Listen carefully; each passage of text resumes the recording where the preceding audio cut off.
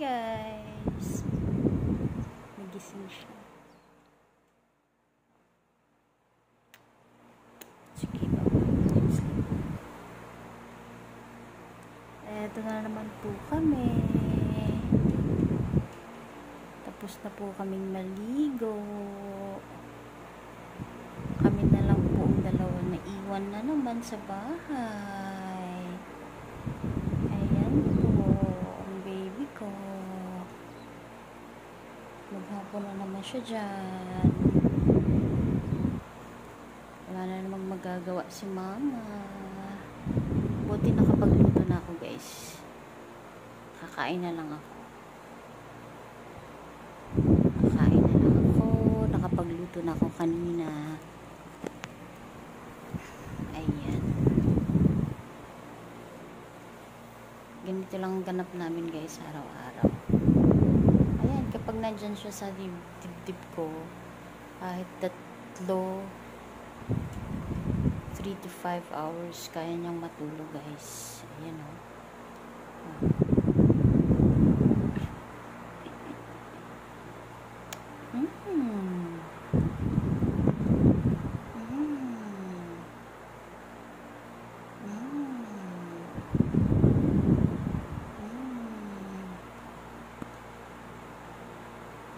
Birthday niya kahapon. Wala naman po kaming ganap. Dito lang kami sa bahay. Yeah. Dito lang po kami sa bahay. Bihira lang po kaming lumabas. Ayan po.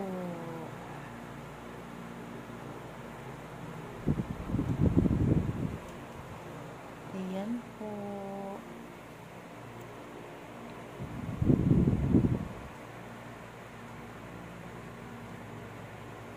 Pag nilapag ko siya doon guys sa higaan niya, wala pang 10 minuto gising na siya.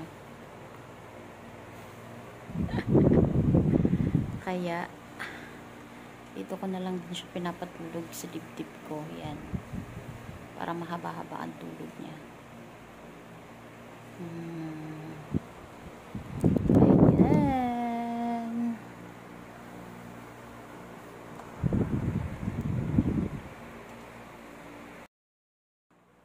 4 months old na po ako. 4 months old na po ang baby ko. Ayan. Hindi naman po uso ang handa-handa. Wala naman tao po dito. Wala naman tao. Wala naman kaso kasi pag nagluto-luto ka guys, kami lang naman dito. Tsaka mga ibang lahi naman mga kasama ko sa bahay. Ayan. Baka ano lang, minsan kakain lang kami sa labas. Yan. Ayan lang. Magluto ka, wala naman pong kakain. Yan, dami-daming food po dun sa fridge. Ayan. 4 months old na po ang baby ko.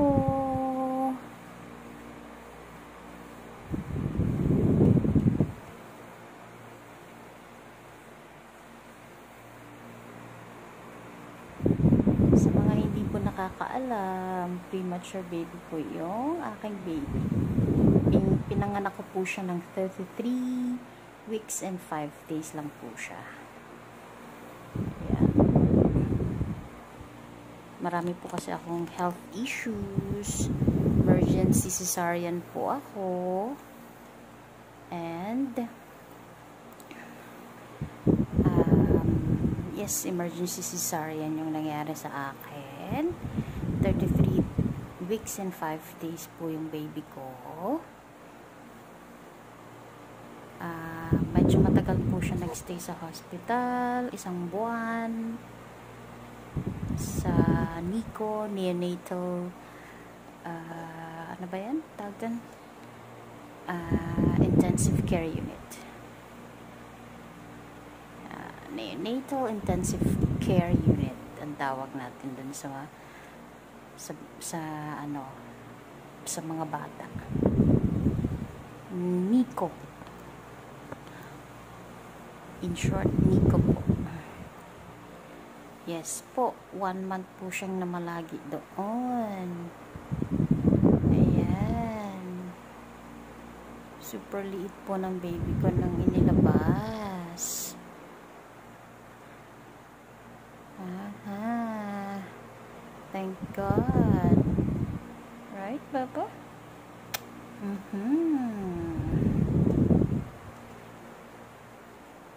First time mom po ako.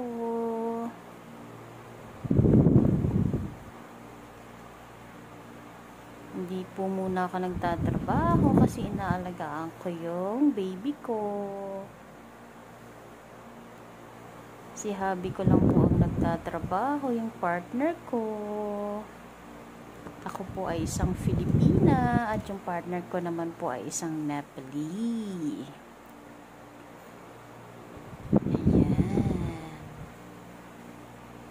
Dito po kami naka-base sa Malaysia.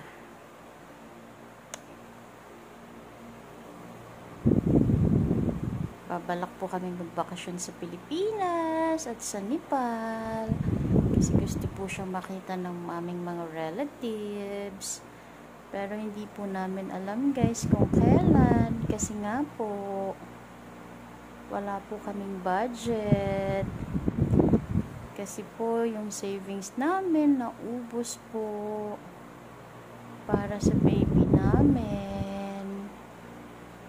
Mahal pong mga anak sa ibang bansa, lalo na't ako ay foreigner, wala po tayong insurance, ganun po. And ang charges po sa foreigner is triple po compare sa local charges.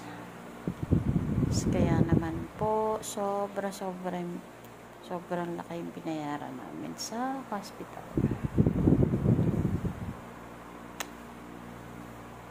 But thank God okay na po yung baby ko, naiuwi ko na po sa bahay. 4 months na po siya.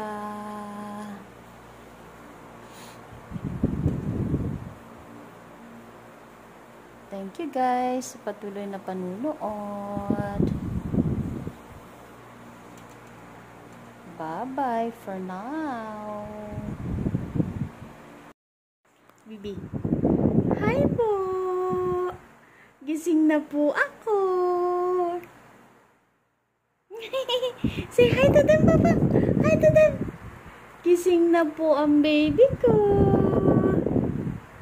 Gising-gising niya po. Yes, yes po. Who's that? It's baby darling. And mama. Yeah? Why so serious? Huh? Why so serious, my baby? Why so serious? Oh yeah. Da,